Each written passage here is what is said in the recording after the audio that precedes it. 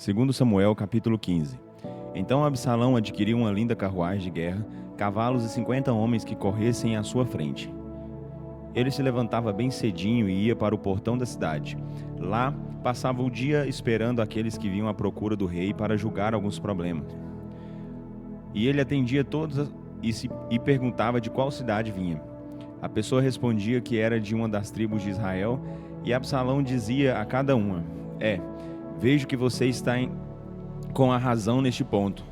É pena que o rei não tenha um assistente para ouvir os seus problemas. E Absalão acrescentava: gostaria de ser o juiz desta terra, então quem tivesse um caso para resolver viria a mim, e eu faria justiça. E quando alguém se curvava diante dele, em sinal de respeito, Absalão estendia sua mão e o abraçava e o beijava. Dessa maneira, Absalão ia conquistando o coração de todo o povo de Israel que vinha ao rei, pedindo por justiça. Passados 4 anos, Absalão disse ao rei: deixe-me ir a Hebrom para oferecer sacrifícios ao Senhor, pois quero cumprir um voto. Quando seu servo estava em Gesur, na Síria, fez este voto: se o Senhor me fizer voltar a Jerusalém, servirei ao Senhor. Está bem, respondeu o rei, vá em paz. Assim, Absalão foi a Hebrom. Mas enquanto estava lá, Absalão mandou secretamente mensageiros por toda a terra de Israel, dizendo: quando ouvirem o som das trombetas, digam: Absalão está sendo coroado rei em Hebrom. Absalão levou consigo 200 homens de Jerusalém como seus convidados. Eles tinham sido convidados, mas não suspeitavam dos planos de Absalão. Enquanto ele oferecia sacrifícios, Absalão mandou chamar Aitofel, o conselheiro de Davi, que morava na cidade de Giló. Aitofel se colocou ao lado de Absalão e com ele muitos outros. Assim, a conspiração foi ficando cada vez mais forte. Nesse meio tempo, um mensageiro chegou a Jerusalém e contou ao rei que todo o povo de Israel estava se unindo a Absalão em conspiração contra o rei. Então temos de fugir daqui antes que seja tarde, disse Davi aos seus oficiais. Se conseguirmos sair da cidade antes que Absalão chegue, conseguiremos salvar a nós e o povo da cidade. Senão, ele vai atacar a cidade. Seus servos estão ao lado do rei, nosso senhor, responderam seus auxiliares de confiança. Faça o que achar melhor. Então o rei saiu com toda a sua família. Somente 10 de suas concubinas ficaram no palácio para o conservarem em ordem. Davi saiu com todo o povo e fez uma parada ao lado da cidade para deixar que os seus soldados passassem a fim de tomarem a dianteira. Todos os queretitas e peletitas e os 600 homens que vieram de Gate passaram à frente dele. O rei então se voltou para Itai, o comandante dos 600 soldados de Gate, e disse: Itai, o que você está fazendo aqui? Volte com seus homens para Jerusalém, para o seu novo rei. Você é estrangeiro em Israel, um exilado de sua terra. Faz pouco tempo que você chegou. Como eu poderia obrigá-lo a acompanhar-me? Volte com seus soldados e que o Senhor seja misericordioso e bondoso com você. Itai respondeu: prometo pelo nome do Senhor e pela sua vida que onde o rei, o meu senhor, for, lá estará o seu servo. Não importa o que possa acontecer, estarei ao seu lado, seja para viver ou para morrer. Então Davi respondeu a Itai: muito bem, então vamos. E Itai, o geteu, e seus 600 homens com suas famílias acompanharam Davi.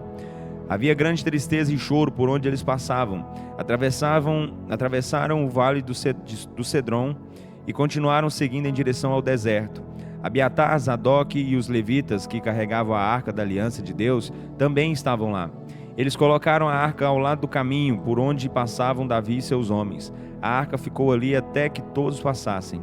Então Davi instruiu Zadok: leve a arca de Deus de volta para a cidade. Se for da vontade de Deus, ele me fará voltar à cidade para ver a arca e a sua habitação de novo.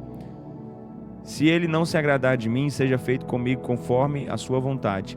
Então o rei disse a Zadok: escute, este é o meu plano. Volte em silêncio à cidade com seu filho Aimaas e Jonatas, filho de Abiatar.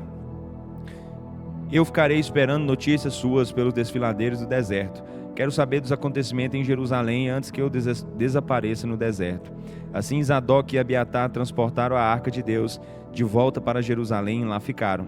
Davi seguiu o caminho em direção ao Monte das Oliveiras, chorando enquanto caminhava, com a cabeça coberta e os pés descalços em sinal de tristeza. E os que o acompanhavam também tinham as cabeças cobertas, chorando enquanto subiam a montanha. Quando alguém contou a Davi que Aitofel, um dos seus conselheiros, estava com Absalão, cooperando com ele na conspiração contra o rei, Davi orou a Deus: ó Senhor, confunda os conselheiros que Aitofel vai dar a Absalão. Quando chegaram ao alto do Monte das Oliveiras, no lugar onde o povo costumava adorar a Deus, Davi se encontrou com Husai, o arquita, que esperava por ele. Husai estava com as roupas rasgadas e a cabeça coberta com terra, pois era grande o seu estado de aflição e desespero. Mas Davi lhe disse: Husai, não adianta você vir comigo. Você me será mais útil se voltar para Jerusalém. Procure Absalão e diga a ele: aqui estou, serei o seu conselheiro como fui para o seu pai. Assim você poderá frustrar os conselhos de Aitofel. Os sacerdotes Zadok e Abiatar estarão lá com você. Eles estão me apoiando e você deve contar aos dois todos os planos de Absalão contra mim. Então eles mandarão seus filhos Ahimaaz e Jonatas até onde estou, para me darem notícias de tudo o que está acontecendo. Assim, Husai, o amigo de Davi, voltou à cidade de Jerusalém, bem na hora que Absalão estava entrando na cidade. 2 Samuel capítulo 16. Davi havia acabado de passar pelo topo da montanha quando Ziba, empregado da casa de Mefibosete, veio ao seu encontro.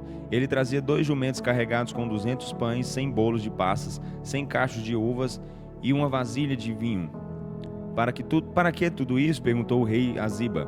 Ziba respondeu: os jumentos são para a família do rei, os pães e as frutas são para os homens comerem, e o vinho será para aqueles que ficarem cansados no deserto.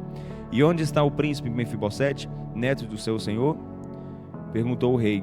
Ele ficou em Jerusalém, respondeu Ziba, porque pensa: hoje o povo de Israel me dará de volta o reino do meu pai Saul.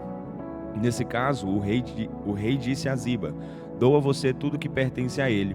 Humildemente me curvo, que o rei meu senhor agrade-se de mim, respondeu Ziba. Quando Davi e seus homens passaram por Baurim, um homem saiu ao encontro de Davi, amaldiçoando-o. Ele era Simei, filho de Gera, membro da família de Saul. Ele não só amaldiçoava, como atirava pedras contra o rei, seus auxiliares e todos os seus guerreiros que o acompanhavam à sua direita e à sua esquerda. Fora daqui, assassino, criminoso, gritava para Davi. Você já está recebendo o castigo de Deus pela morte de Saul e sua família. Você roubou o trono de Saul e agora o Senhor entregou o reino ao seu filho Absalão. Finalmente você está experimentando o seu próprio veneno, seu assassino. Por que esse cão morto está xingando e amaldiçoando o rei, meu senhor? Exclamou Absai, filho de Zeruia. Deixe-me ir cortar a sua cabeça. Não, disse o rei. Se o Senhor mandou esse homem para amaldiçoar-me, quem sou eu para questioná-lo? Então Davi disse a Absai e a todos os seus conselheiros: meu próprio filho, que é sangue do meu sangue, está tentando matar-me, enquanto esse benjamita simplesmente me amaldiçoa. Deixem-no em paz. Não há dúvida de que ele foi mandado pelo Senhor. E talvez Deus, vendo o quanto estou sofrendo, ainda vai transformar esta maldição em bênção. Assim, Davi e seus homens continuaram seu caminho. Simei, porém, os acompanhava pela encosta do monte, amaldiçoando e atirando pedras e terra contra eles. O rei e seus companheiros estavam exaustos ao chegarem ao Jordão. Por isso permaneceram ali algum tempo, a fim de descansar. Nesse meio tempo, Absalão e seus homens chegaram a Jerusalém, acompanhados por Aitofel. Quando Husai, o arquita, amigo de Davi, chegou a Jerusalém, foi logo procurar Absalão e exclamou: viva o rei, viva o rei! Essa é a maneira de tratar o seu amigo Davi? Perguntou Absalão a Husai. Por que você não está com ele? Porque eu ficarei com o homem que é escolhido pelo Senhor, com este povo e com todos os israelitas, respondeu Husai. Afinal, a quem eu deveria servir? Não seria a seu filho? Servi a seu pai e agora ficarei ao seu serviço. Então Absalão se virou para Aitofel e lhe perguntou: o que devo fazer agora? E Aitofel respondeu: vá ter relações com as concubinas de seu pai, aquelas que ele deixou aqui para conservar o palácio em ordem.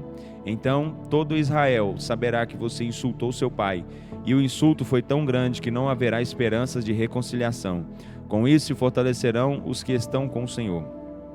Assim foi armada uma tenda para Absalão no terraço do palácio, bem à vista de todo o povo. Absalão teve relações com as concubinas de seu pai diante de todo Israel.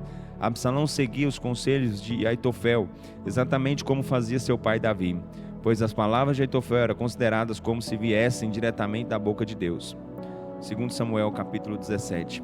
Aitofel disse a Absalão: Se eu tiver 12.000 homens ao meu dispor, sairei em perseguição a Davi ainda esta noite. Eu o atacarei enquanto ele está desanimado e fraco. Então ele e seus soldados entrarão em pânico e tratarão de fugir. Irei atrás do rei e matarei só o rei, e trarei todos os seus homens para você. Absalão e os líderes de Israel aprovaram o plano de Aitofel. Mesmo assim, Absalão resolveu ouvir a opinião de Usai, o arquita. Quando Usai chegou, Absalão contou a ele o plano de Aitofel e perguntou: qual é a sua opinião, Usai? Devemos seguir o conselho de Aitofel? Se você não estiver de acordo, pode falar. Usai respondeu: desta vez, na minha opinião, o conselho de Aitofel não é bom. Você conhece o seu pai e os homens que ele tem. Eles são guerreiros valentes. Além do mais, estão furiosos como uma ursa selvagem da qual roubaram os filhotes. E seu pai é um soldado experiente e não irá passar a noite com as suas tropas. É provável que ele já tenha se escondido em alguma gruta ou caverna. E quando ele sair do seu esconderijo para atacar e derrubar alguns dos seus homens, haverá pânico no meio das suas tropas e os seus soldados começarão a gritar que houve matança no meio do exército de Absalão. Então, mesmo os mais valentes dos seus homens, embora tenha a coragem de um leão, ficará paralisado de medo. Pois todo Israel sabe que seu pai é um guerreiro poderoso e os homens dele são soldados valentes. O meu conselho é que você reúna todo o exército de Israel, convocando desde Dan até Berseba, tantos como a areia do mar, para que tenha um exército realmente forte, e que o Senhor mesmo vá à frente desse exército. Então, quando encontrarmos o rei, poderemos destruir todo o exército dele, sem deixar um só soldado vivo, como o orvalho cai sobre a terra. E no caso de Davi fugir para alguma cidade, lá estarão os soldados de Israel sob seu comando, e nós tomaremos cordas e arrastaremos os muros da cidade até o vale mais próximo, e não deixaremos lá uma só pedra sem ser derrubada.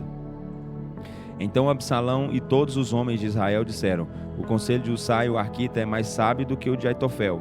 Assim o Senhor fez com que o conselho de Aitofel, que era eficiente, não fosse aceito, a fim de que Absalão fosse derrotado. Então Usai contou aos sacerdotes Zadok e Abiatar o plano de Aitofel e o que Usai havia sugerido.